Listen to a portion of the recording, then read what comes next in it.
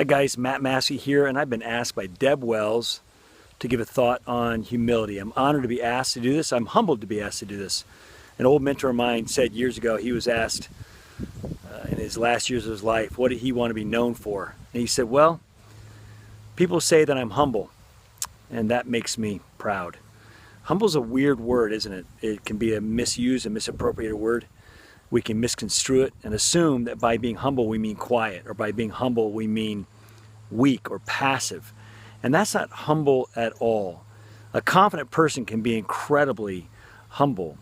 I think when we think about arrogance, we think that's equated to confidence, or an arrogant person would be loud or brash and a humble person would be quiet. That's not the case at all.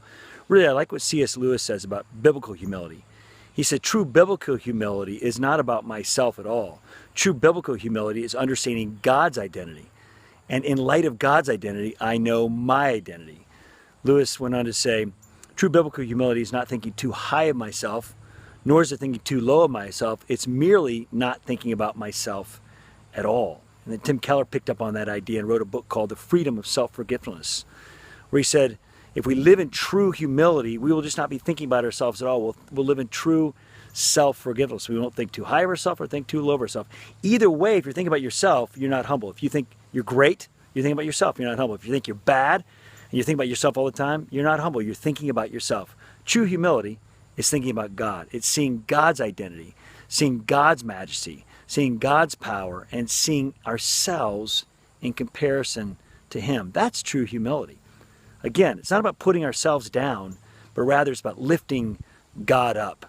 And when we see that in action, it's powerful.